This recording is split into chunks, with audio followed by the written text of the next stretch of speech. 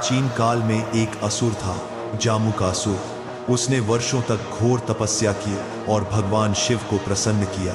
जब भगवान शिव उसके सामने प्रकट हुए तो उन्होंने कहा, शिवजी, वर मांग असुर, तेरी तपस्या से मैं प्रसन्न हूँ। जामुकासुर अहंकार से, प्रभु, मुझे ऐसा वर दीजिए कि कोई देवता मुझे पराजित न कर सके।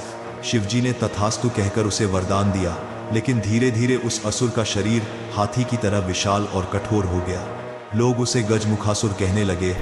वरदान पाते ही उसका अहंकार 7वें आसमान पर चढ़ गया।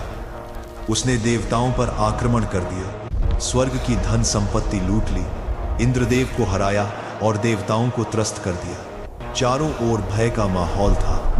देवता असहाय होकर कैलाश पर्वत पहुंचे और शिव पार्वती से प्रार्थना की, इंद्रदेव, प्रभु, गजमुखासुर के आतंक से तीनों लोग कांप रहे हैं। उसकी शक्ति का सामना कोई नहीं कर पा रहा।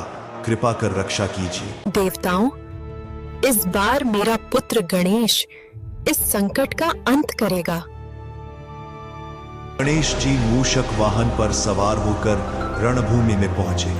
गजमुखासुर ने हंसते हुए उनका उपहास किया। गजमुखासुर, अरे, यह नन्हा देवता मुझे पराजित करेगा, मैं तो देवताओं को रौंद चुका हूं।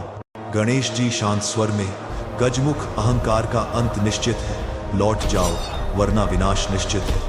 गजमुखासुर ने क्रोध में आकर युद्ध छेड़ दिया। उसकी गदा और प्रहारों से पर्वत कांप उठे, पर गणेश जी अपने पाश और दिव्य अस्त्रों से हर वार को विफल कर रहे थे। आखिरकार गणेश जी ने अपना पाश फंदा फेंका। वह गजमुखासुर के गले में लिपट गया। असुर ने भागने की कोशिश की, मगर पाश से बंधा हुआ वह इधर उधर दौड़ने लगा जैसे कोई विशाल मूषक हो।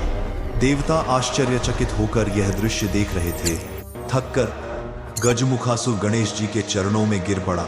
गजमुखासुर विनम्र होकर, प्रभु, मैं आपके पाश से मुक्त नहीं हो सकता, कृपा कर मुझे क्षमा करें। मुझे ऐसा वर दीजिए कि मैं सदैव आपकी सेवा कर। गणेश जी ने करुणा से मुस्कुराकर कहा, गणेश जी, गजमुख, अब से तू मेरा वाहन बनेगा, मूषक रूप में रहकर सदैव मेरी सेवा करेगा।